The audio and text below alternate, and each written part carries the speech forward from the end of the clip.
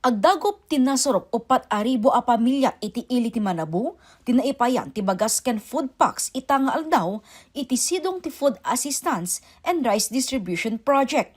Napagtipon daytoy a programa ni President Bongbong Marcos ken ti gobyerno probinsyal gapu iti epekto ti nangato a presyo ti petrolyo.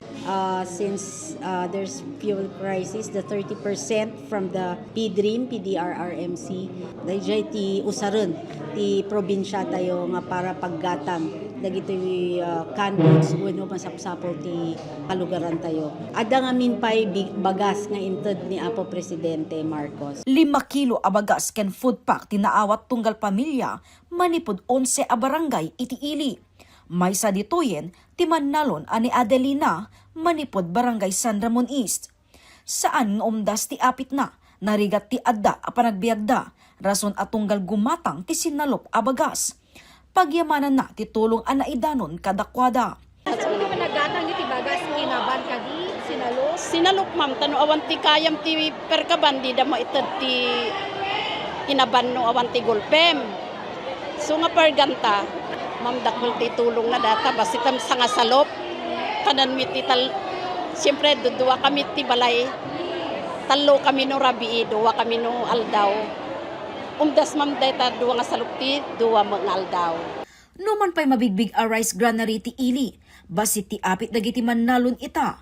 Numaidasig, tinapalabas, gubay ti manarimaan a panakasimpa iti irigasyon. Dato'y gamin pa naka-isar ding basit ti dato'y ti tunnel. When medyo nag-staggered gamin gabot ti pan naka-simpana. Ket medyo amuno manong pagapitan nga awan ti kasno ti manab. Adda nga medyan ti inlet medjay, so ti pagpakalaan ti source iti irigasyon ma'am, irigasyon. Nga kasjay ti impact na ma'am. Pagyamanan ti ili ti Manabu nga isoda ken ti ili ti Villaviciosa ti kaunaan anaipayan ti tulong. Kaya agyaman ako na ma'am ta, da kami ti umuna nga inikanda, agyaman ako kita pini apo gobernador takit. Agyaman apo ti taga Manabu kanya na. Kalaksidan ti Food Assistance and Rice Distribution Project iti ili ti Manabu, tinakayuswatan ti kaunaan nga session outside the Capitol ti Sangguniang Panlalawigan. Actually, this was my plan a long time ago. Ngayon lang po siya nag-materialize because of the ongoing construction of the provincial capital. Now, nagpanunod kami instead nga